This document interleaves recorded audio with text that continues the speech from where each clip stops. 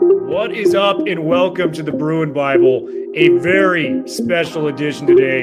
Gentlemen, we have been pounding our fists on the table for months, for maybe even years, that Jerry Azzinaro, his time had run out, and today was finally that day. Azzinaro resigning as the defensive coordinator. I'm joined, as always, by the main man, the founder of LAFB, legend, Mr. Ryan Dyrud. What is going on, my man? What's up, Will? It's a good day in Westwood. You know, I want to rephrase that because you never want to see someone lose their job. But I think in terms of just football capabilities, I think this is better for the future of UCLA. So happy to be here to talk about this big breaking news that just came down. Wearing an awesome Demetric Felton shirt, too, which I love to see. Our boy Felton balling out on Sundays. Part of the LAFB connection right there. The legend himself, doing big things for the Browns. Hopefully we can get him on a podcast moving forward. And then we have the Mad Dog in the house. Phenomenal dude all around. He's a UCLA fan. Even though he went to USC, we got mad love for Jamal. What's going on, brother? Will the thrill. Big day. Big day is right. And as an Azzinaro resignation happens, while I believe UCLA would be reworking Chip Kelly's contract, just to kind of give you some insight on how bad Azzinaro's tenure was as the UCLA defensive coordinator, the defense is ranked 104th, 116th, 73rd, and 79th in scoring defense over the last 4 years. And the past defense ranked in the hundreds all but 1 year, and that was 2020, a shortened season. It has been time to get this guy out at UCLA. I'm going to start with you, Ryan. How big of a development is this for the future of UCLA football moving forward? Well, I think it's huge because it two things. One, I think now we can just have better product on the field defensively. Azzinaro, if we want to talk, both sides of it, does do some good things in his system. He plays a very aggressive style. We were beginning of the season, it seemed like the defense had kind of shifted in that LSU game, and it was like, oh, here's kind of what this fun Azzinaro defense looks like with guys flying over the field, Quentin Lake, Quantrez Knight getting after the quarterback, and then it just gives up too many explosive plays. It's not refined enough. It didn't seem like players were disciplined enough. And that just kind of falls on him. And that was the stain on his tenure and kind of his coaching legacy as a whole, unfortunately, because even when he was with Philadelphia with Chip. So I think we'll see an improvement now, no matter who they bring in. We'll see something better than what we've seen. I mean, it's hard to get much worse than what they were. But two, I think it shows that this was I don't know if it's from specifically, the AD himself or what, but the fact that Chip Kelly was able to split ties, because yes, Azzinaro resigned, but I'm sure it was more of a, hey, we're going to move on, so you can resign and make it look better, or we're going to have to fire you. I don't think he just decided I'm going to hang it up and move on January 12th or whatever today is. So I think it just shows that there is some control among this program, that they do notice that we did good things on offense. We weren't good enough on defense. We think Chip is a good long-term answer, but we can't have that pairing anymore. We need to move on. So I think it just shows as a whole, the program moving forward in the right direction. You can't get fired if you quit first, as I like to say. And this guy quit before he could get the axe. I do believe this was a real stipulation that UCLA put forth. They're going, hey, Chip, we believe you could potentially be the guy. We're trying to rework that contract now, but you cannot bring back Azzinaro. And I think Chip relayed that information to Azzinaro. Azzinaro not wanting to make a scene, stepped aside accordingly. Jamal, give me the same thing. How big is this for UCLA? Because the implications are massive. If we get a defense in there for this Chip Kelly offense, I'm scared to see what that future looks like. Yeah, well, absolutely. I mean, when you look at UCLA in terms of total offense in the Pac-12, scoring offense in the Pac-12, it's a top 2 offense. When you look at them defensively, they're in the bottom quartile of the Pac-12. And so, when you sort of add those two ingredients up, you still got to an 8-4 season. So even if you can kind of move up the defense, even to 4th or 5th in the Pac-12, you're really talking about legitimately competing for the South, for the overall conference, and being in the mix for a New Year's Six Bowl. And so this is really significant. And Ryan, I want to kind of double click on your points because I think they were really profound. I think the timing of this is very interesting. right? I mean, it falls right in between the January 15th cloud of when Chip Kelly's buyout goes to zero, and on the front end, what folks in the NFL industry call Black Monday, which is sort of the Monday after the last day of the regular season, and when NFL coaches usually get the axe. And I think the product of that is that on both sides of the equation, I think from a UCLA perspective, I think the folks that got fired from the NFL weren't really fits or candidates or possibilities to be eligible for the UCLA job. And on the other side, I think Chip is looking at the market also after everyone got fired and said, hey, I don't know if there's necessarily a fit in the NFL for me as an offensive coordinator. And where else am I going to get $4.5 million next year as a coordinator in the NFL? And so even if I have to come back to UCLA without a lucrative buyout or without much in terms of an extension, I need to sort of make this work. And now my ties to Azzinaro, I just don't have the leverage to be able to demand those things from UCLA in the same way that I did a couple of weeks ago and certainly a couple of years ago. And this defense had a ton of talent, a lot of, veteran secondary players. And, up front, you look at the rushing numbers and how much we allowed per game. I think it was very much slanted because we were getting a lot of sacks, which count against the run game. The run defense was fine. That was never a problem with Azzinaro, or at least the last couple of years. But just the pass defense, it was consistently bad over and over again. And you look at some of these players in the secondary, and, Jamal and I are going to be talking about Quantrez Knight in the upcoming draft episode. Quantrez Knight is a specialist. This guy is not playing coverage. He is blitzing off the outside edge. Mm-hmm. He kind of does what your Jamal Adams does in the NFL, where he's using the run game. He's doing some other stuff. But if you want to put him in as a pass coverage safety, he's not going to be much help back there. That's just kind of the way he goes, and that's kind of the future he has in the NFL. The only really reliable guy back there was Quentin Lake as the safety, and he played a combined 9 games in 2019, 2020. So he just wasn't valuable back there. The Cameron Johnsons, the Stephen Blaylocks just never kind of ascended to the level of a veteran starting Pac-12 corner that we would have liked to have seen. Granted, a lot of those were difficult situations as you're sending a large amount of the men back there to blitz the quarterback, to get in the backfield. So it's a lot of one-on-one situations, a lot of pressure on the corner to make that play, but it just never really worked. And now we're talking about a future where we do not have Azzinaro.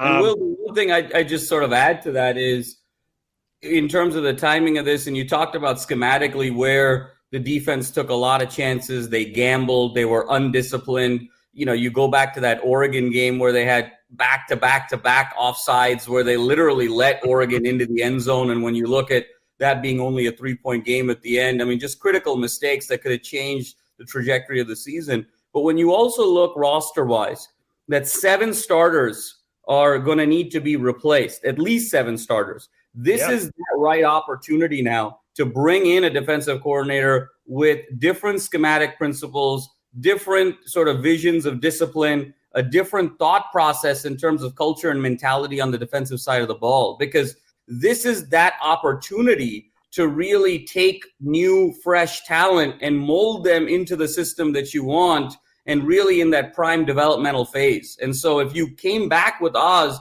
with a brand new roster on defense, now you're just reinforcing these bad habits, and it becomes this domino effect that you have to sort of pay for, not just next season, but in the seasons to come. And that's why this is so significant.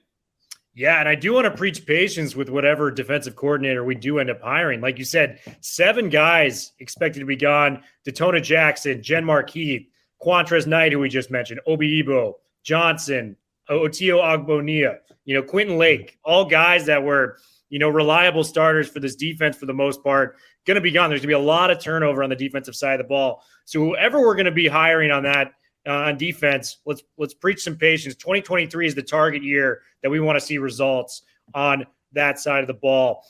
I do want to say this. Bruin report just came out. Clancy Pendergrass, who was a former USC defensive coordinator, not expected to be in the mix. He was an analyst for UCLA this past year, so will not be in the running, believed, for the defensive coordinator job. But I do want to bring up a name that we have long talked about. Ryan was actually the first person that mentioned this to me in the Rose Bowl parking lot before the USC UCLA game. And that guy's Jimmy Lake, a guy that has proven track record experience on developing very solid defenses at Washington. He was the secondary coach there. We've had secondary issues. What better guy to get in there to develop some top-level talent for UCLA than Jimmy Lake? Jamal, how big of a deal would it be if Jimmy Lake potentially came to UCLA? Will, I think it would be really significant. He's a tremendous defensive mind and coach, was the defensive coordinator at Washington in their kind of really mini run of owning the Pac-12 here recently between 2016 and 2018. You know, people forget Washington went all the way to the playoff in 2016. And it's not like they had blue chip guys all over the place offensively at the skill positions or even at the offensive line. That was really driven by kind of a pass controlled offense and physicality of defense. And Jimmy Lake had a lot to do with them going to the playoffs. Jimmy Lake had a lot to do with, in 2018, Washington making it all the way to the Rose Bowl against Ohio State. I think his familiarity with the Pac-12, his overall ability to sort of set up defenses, I think, and you know, his style defensively, I think works really well potentially for UCLA. The one, I don't want to call it concern, but the one red flag that you have to sort of acknowledge is that he did get into a little bit of sort of a physical altercation with a player. And so when you're talking about kind of ethics review and kind of behavioral review at a place like UCLA that is so values driven, I think there's going to need to be a conversation there. But outside of that, I think he is really a great name. I've got two others, Will, but I'll pause there and let Ryan speak to Jimmy Lake. Yeah, right. Tell me what you think about Jimmy Lake, because are you just as high as him as you were in that USC parking lot when we were speaking initially? Yeah, I mean, it's football-wise, I mean, this would be a slam dunk. I mean, when he joined the Washington staff with Chris Peterson, I believe his first season, they were 41st in the country and then moved 13th, 8th, 5th, and 5th in the country in defensive prowess and statistics, which is just incredible improvement. He has, you know, obviously recruiting prowess as well. So he could basically be the recruiter that Chip Kelly is not, and focus on basically recruiting and the defense, which would be huge for this team, for this program. You look at development of players as they move on to the next round, which is so big nowadays in recruiting, because I talked on my show last night how I would argue that nowadays 98% of players really don't care that much about winning a national championship because they know it runs through about 4 teams. So if they're not playing for Alabama or Clemson or Georgia or Ohio State, they're basically improving to get to the NFL level. And a coach like Jimmy Lake, you look at the prowess he had. I keep using that word, but it's so fitting because look at some of these names that he developed at Washington and now are thriving in the NFL. I mean, Danny Shelton, Marcus Peters, Kevin King, Budda Baker, Vita Vea, Sidney Jones, Byron Murphy, Taylor Rapp, right here in Los Angeles with the Rams. I mean, that alone, when guys are trying to come to Westwood and they're thinking, well, USC, Lincoln Riley, well, I don't know. Defensively, UCLA is a better program. They have Jimmy Lake. Look at all the guys at the NFL level. It would just be, I think, a slam dunk hire if the ethically looking at it, Jamal, like you mentioned, if that all checks out and it was just a one-time heated exchange moment, then I think this is like the go-to. I agree. And Jarman is going to have to look him in the eyes and try to make that assumption if he is serious about, you know, potentially hiring him. And we may have gotten some, you know, preconceived notions that he might be thinking about him. You know, Washington's Ilkeka Malo, the new linebackers coach, worked under Jimmy Lake. So that could potentially be a guy that, you know, adds to the staff and familiar with Jimmy Lake's defensive tendencies, which I'm really stoked about there. I just think there's a lot of positive opportunities. And I think you made a phenomenal point, Ryan, where for now, I think if you're a quarterback in Southern California, I'm just a realist. Lincoln Riley being at USC, seeing the NFL quarterbacks he's put out, that's going to be the place they're going to want to go, right? If you're a quarterback, that's going to be option number one if you're talented there. But if you're a running back, if you're in the offense, Chip Kelly, that's a very enticing offense too. I mean, it's not even too far behind USC. But if you can add that defensive element where it's like, this is the place to go defensively if you're talented within the LA area, that is such a recruiting advantage. And the two biggest holes in the Chip Kelly era, I think, for most fans, recruiting and defense. If you can get those two swallowed up, I think this team has a chance to win 9-10 games, easy year in and year out with a Chip Kelly and a Jimmy Lake. Jamal, I did not forget that you have 2 potential coordinator names that I'm really excited to hear. Hit me with them, man. I'm interested. Yeah, so obviously, Lake would be a home run. I'm going to throw in 2 other names that I think need to be considered as possible home runs as well. One, Justin Wilcox, head coach of Cal. I think that when you look at his track record, he was the defensive coordinator of those great Boise State teams from 2006 to 2009. He was defensive coordinator at Washington, USC, Wisconsin. You look at his tenure with Cal as a head coach right now, 4 years in, 26 and 28. He's floundering as a head coach, and he's a little bit frustrated with how Cal has sort of handled COVID-related policies and issues. I think there seems to kind of be an inevitability with his career that it's probably not going to end well in a season or 2 at Cal. Why not jumpstart your career, be proactive, and become the defensive coordinator of UCLA, again, with that familiarity with the Pac-12 and USC in particular? That could be a real match made in heaven because at his ethos, he's a defensive guy. The other name, Jamal, real quick, go for it. I don't want to cut your legs out from under you. Just curious your thoughts on this because we talked about it in a previous episode. Because I mean, that would be a even more slam dunk almost. Like I would love that. But what are your thoughts on the fact that there were reports that he turned down Oregon to stay at Cal, but then would basically take a demotion to DC? Do you see that as a possibility? You're kind of just throwing a name out there that, hey, why not make the phone call? Fair question. Ryan, I'm not sure. I think he's a very astute, intelligent individual. And I'm not sure that the Oregon situation, how much truth there was to him actually turning it down, and B, how much of a fit there would have been at Oregon. I think the rationale for him being so high on Oregon's list was just because he was an Oregon man.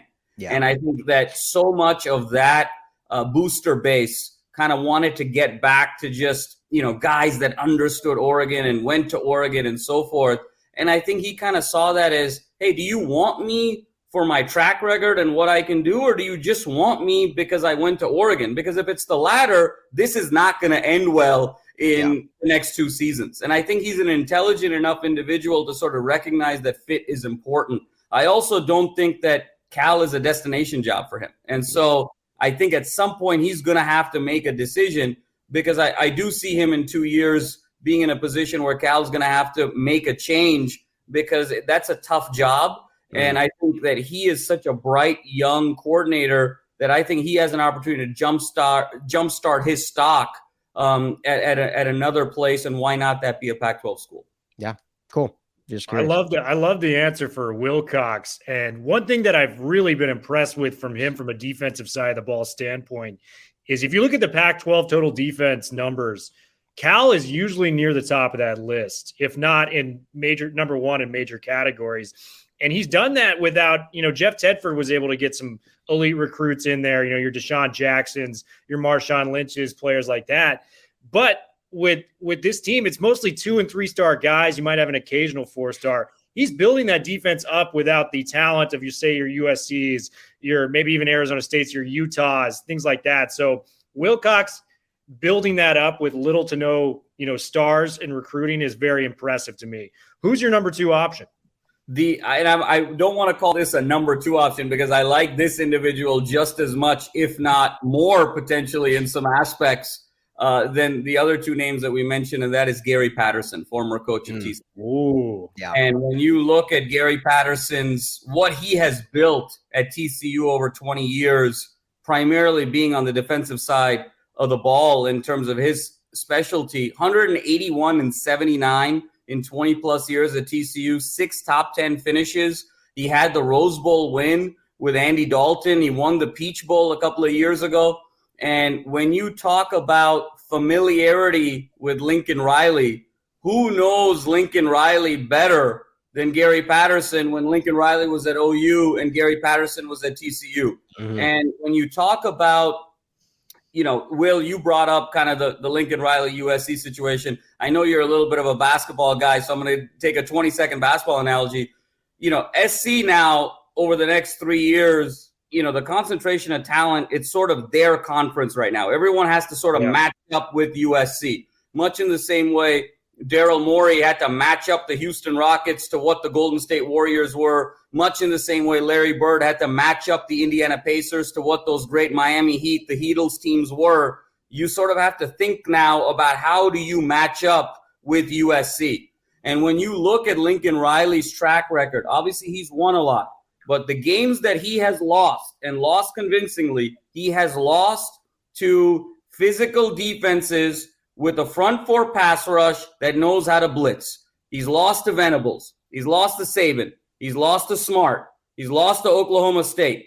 He's lost to Dave Aranda. And so when you look at the type schematically of what Gary Patterson built at TCU, strong pass rushes that have a blitzing brand of ball, what better counter move if you are UCLA than to infuse Gary Patterson in there? And then the second thing that you get is you get a guy with deep head coaching experience who's respected in the industry.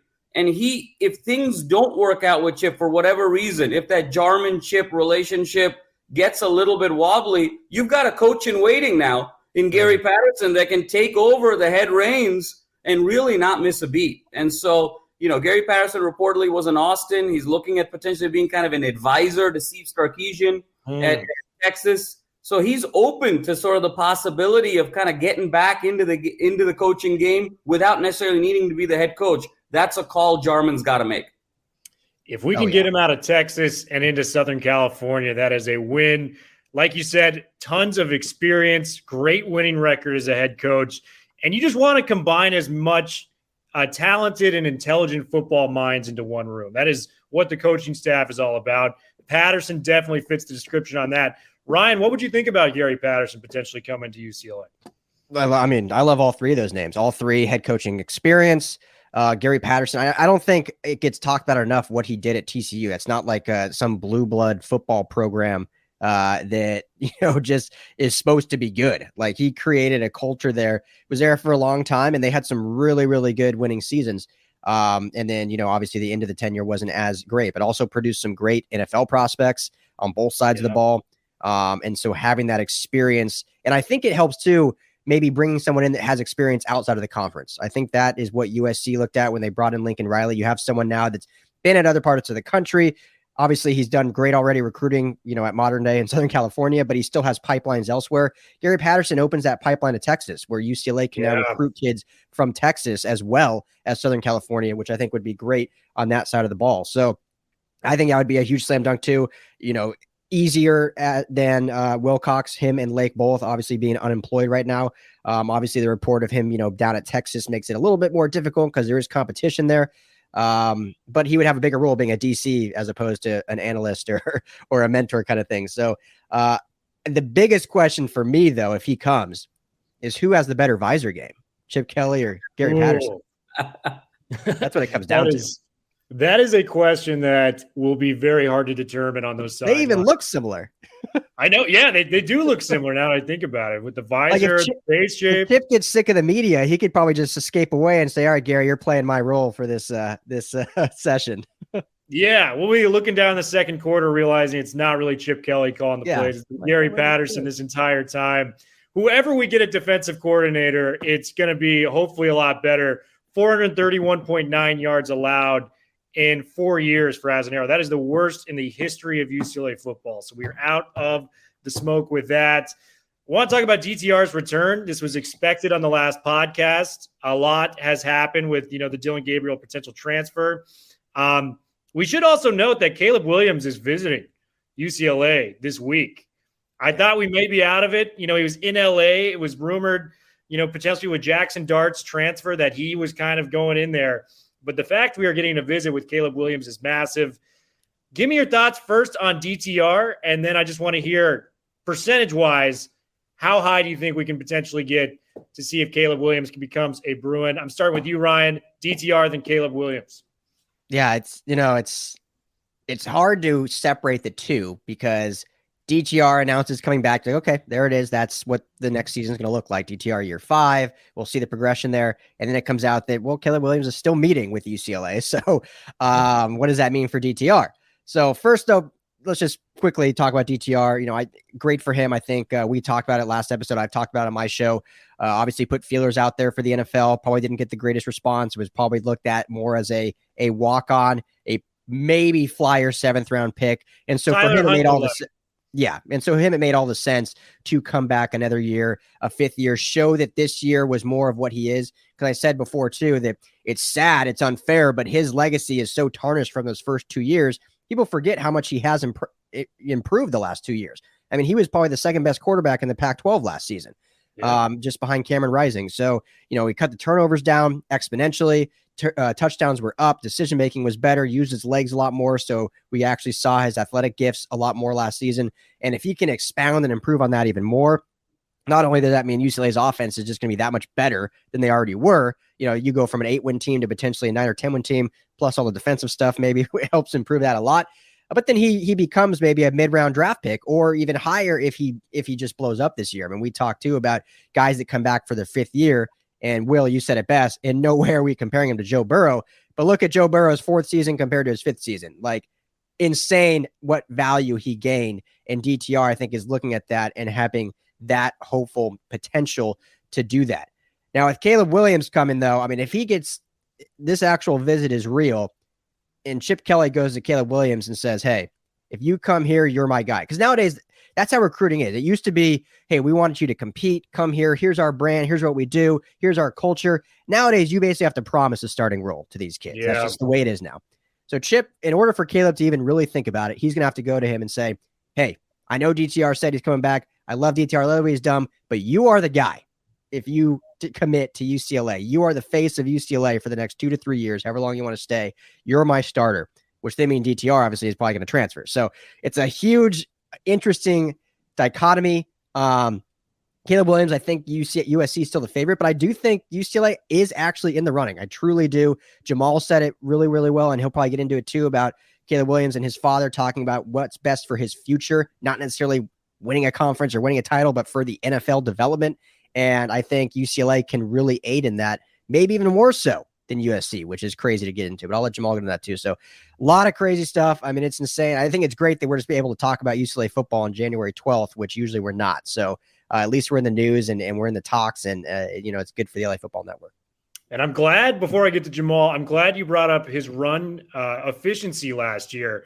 He was a guy that had the ability to kind of break the game, especially for defenses, if he was to run outside. He doubled his highest career rushing totals this past year for a singular season, getting to 619 yards and 9 touchdowns. So DTR, if he can add that to the, he cut down on his picks last year to 6 interceptions, 1 fumble loss. Like, we're looking at a guy that, is really taking those strides. But like we said, if Caleb Williams wants to come here, all bets are off. We got to make sure that Caleb comes. I love DTR, would be happy to have him back. But if Williams wants to come, I will gladly drive DTR to the airport. Jamal, give me your take on DTR coming back and the potential of Caleb Williams. I think, Ryan said it so well, Will. It makes all the sense in the world, right? Because it's all upside with very little downside. DTR got the feelers, realized, hey, I'm either going to be super late in this draft or most probably undrafted. Let me come back to UCLA, the place that I'm familiar with, where I've just had success, a lot of momentum. Let me put more consistency on tape. But again, with that opportunity of now I don't have Phillips. Now I don't have Dulcich. I probably won't have Charbonnet. I don't have Brown. I don't have my top 2 receivers. I don't have my top 2 rushers. And if I can create a strong performance in 2022 where I either maintain or potentially exceed statistically as well as from a win-loss perspective, my stock goes through the roof, because those are the skills that NFL people salivate over, of guys that regardless of what's around them, that's almost sort of interchangeable. It's because of their consistency, their decision-making, and their productivity, you're getting success. And so that makes all the sense in the world for me for DTR. Now, in the seesaw game of the UCLA quarterback, Caleb Williams, I give it right now probably a 10% chance that he ultimately picks UCLA. I think it's a puncher's chance, but obviously there's other players that are more the favorite from perception reasons. But what I will say is, Caleb Williams' father is someone who's really driving the decision here. From all indications, a very intelligent person with a lot of vision. And he wants Caleb to be best prepared for the NFL. This isn't about winning the Heisman. This isn't about winning national championships. This is about how well can Caleb be best prepared to have success at the professional level. And if you look at, and Will, you and I have talked about this, the last 10 years in the NFL, what's the one common denominator that the NFL MVPs have had the last 10 years at quarterback? Some obviously are great pocket passers. Some are great athletes, different systems, different geographies. But if you really go to that one thread of commonality, it's that they all went to non-traditional universities, non-traditional programs, and took historically 5-6 win teams and turned them into 9-10 win teams. Look at Mahomes. Look at Rodgers. Look at Lamar Jackson. Look at Cam. Look at Matt Ryan. None of those guys went to household names. And look at the success that they got because they truly had to perform at the highest level because they did not have advantages at all the offensive positions. Where conversely, you look at the great USC teams, the Miami teams, the Florida teams, the Alabama teams, bust because they had advantages at every position. And if Caleb is really thinking about what is going to be best for me NFL-wise, SC is going to be littered with 5-star talent here the next couple of years. Go to UCLA, build something, and that's the best preparation for the NFL. And I think that's the sales pitch to Caleb for UCLA. And I love that point, too, because I was making a similar point about Wilcox. The most impressive, coaches and quarterbacks, for that matter, are the ones that elevate the talent around them to get to heights that was not initially planned. So you have a Wilcox elevating that Cal defense to top 10. You have people like, Mahomes getting that offense to top 10 in the country. Caleb Williams could do that for UCLA. And like we said in the previous podcast, Troy Aikman, let's get him on the phone. Let's get him showing him around the facilities, making sure we can reel him in. You mentioned we were losing some top-notch receiving talent, but we did get another transfer to complement Jake Bobo, the Duke wide receiver, 70-plus catches, a guy I'm really excited about. This guy I'm very excited about, and I did not know much about him at all until I did some research yesterday. His name is Titus Mokiawa Atimalala. I hope I pronounced that correctly. 4-star guy, caught 12 passes, 102 yards, and a touchdown. But when I looked at his 24/7 profile, USC offer, Notre Dame offer, Michigan offer. And this guy played high school football in Hawaii. So that's a hard place for coaches to get out to and scout film. If he's getting offers from those schools, this guy can clearly play the game of football. To me, he looks like a bigger, explosive Kyle Phillips. He's 6'1", 175 pounds. Maybe he has a faster 40 time looking directly down the field. Chip's far from done in the transfer portal. What I want to talk about, Jamal, give me your take on how successful Chip has been in the transfer portal, because it has immediately gotten UCLA back into the game last year with guys like Charbonnet and Quantrez Knight from a couple years before. If he can keep building this could be an 8 to 9 win team every single year at the very least. Yeah, Will, no question about it. I mean, what the transfer portal has now done is it's created the ultimate secondary market of top talent that college football has ever had. And now no longer do you necessarily need to be as incessant about recruiting right out of high school. And the reality is that once you even get a guy, you have to constantly be recruiting him to stay with you, because we're sort of now in this world where any type of a situation goes wrong, you lose some playing time, you lose a starting spot, you get injured. Now I can just jump into the transfer portal and go see what the better situation is there for me.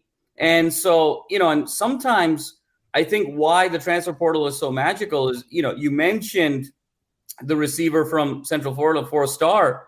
He sounds like a guy, and I've done some research on him as well, super talented, but a laid-back kid, from Hawaii, going to a USC, going to a Notre Dame, going to some of these places are very intense environments about football, and you need to have that personality mesh as well. And so, Central Florida, a little bit more of a laid-back place, also with the beach. You come to UCLA, a little bit more of a laid-back football culture that probably meshes really well with him personality-wise. And you start getting these gems where initially really hard to make the best decision for yourself right out of high school at 18 years old. Sometimes you need that year or two of life experience to go do a thing and realize, hey, this is really who I am as a person. This is what's really important to me athletically and socially. And the transfer portal allows you to do that.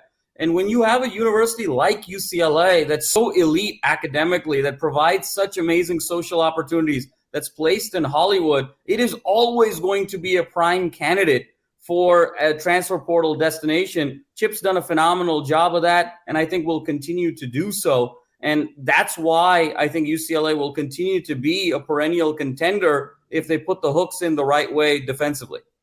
And Ryan, I mean, he is on track to become the new school era of Bill Snyder at Kansas State. Kansas State built their program with, nothing really recruiting rise in Kansas, not a lot of talent out there. But this guy benefited from a lot of JUCO transfers and players from top-notch programs that maybe didn't mesh in as well as Jamal was just saying.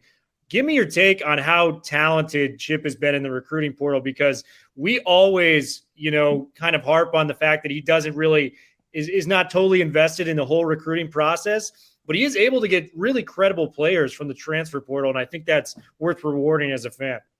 Yeah, well, Chip Kelly has always, I think, in his career, like him or love him, been considered kind of an innovator as a coach, whether it was offensively or different ways. And this is just another example of that. I mean, you mentioned Bill Snyder kind of did it first, but outside of that, there's not a known commodity that has essentially built his programs through the transfer portal. And Chip is now doing that and kind of getting a lot of recognition for it, because everyone talks about, man, another transfer to UCLA.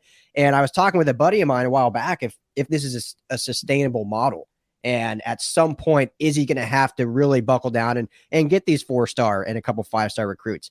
But I think it is sustainable now with the new rules and how the transfer portal works, and essentially an era of free agency in college football and how quickly these guys move. I mean, Jackson Dart, Caleb Williams hasn't even committed to USC, and Jackson Dart decided to enter the portal. So I think it is absolutely sustainable, because Chip realizes, being as smart as he is and being the innovator that he is, this is the way college football is going. And I can just look at other guys did all the work recruiting. They get a year in at that program, so they already get kind of groomed and get their bodies bigger, and then just come for me and start right off the bat, and we'll just go and win 8, 9, 10 win games every single season, hopefully. So I think it's great what he's doing. I think he deserves a ton of credit for it, and it's the model that I think works best for UCLA, especially with Lincoln Riley being here now, because you will never out-recruit Lincoln Riley. So the way you beat him, or at least try to keep up with him, is getting those sophomore and junior players that have already been recruited, have already built their bodies up, and now can come and start day one and don't have to sit behind, seniors and juniors for a year, because they'll come to UCLA and get playing time right off the bat. So it's a perfect combative to play USC in Los Angeles for this market. So it's been phenomenal, I think, what he's doing. And you mentioned the young receiver. I think he's been a great fit. And I think losing a guy like Kyle Phillips is so hard to replace. With Jake Bobo and now Titus Adamala. It's at least, they can have a chance to replace him. And I think they'll do a good job of it. And Ryan, here's the genius, of the transfer portal that Chip doesn't get enough credit for. 80% of UCLA's class has to have a 3.0 high school GPA. Yeah. And when you are now a transfer student, now that requirement goes away, because now you have a college GPA. And so that now opens up the aperture of who you can actually get. That's a subtlety that I think a lot of fans don't realize. Is the genius in that is you're actually opening up access to guys that you wouldn't necessarily have access to even 12 months prior. And so flipping them is actually much easier than trying to get them the first go around. And again, doing this a different way than Riley and USC, I think is innovative. It's brilliant. And again, why Chip is the right guy for this job. We love it. Chip likely to come back. Monumental day, gentlemen, with Azzinaro going. We had to get the fellas back on the pod. This is how we win, guys. Replace the defensive coordinator, get in transfers, and hopefully get a transfer like the name of Caleb Williams. Bruin Bible, we're out. Thank you to Ryan and Jamal. Just one last thing I want to say. It may not be every week we do the Bruin Bible in the offseason, but it will be consistent. So keep listening, keep following. We will do everything we can to report all the big name news coming out of UCLA.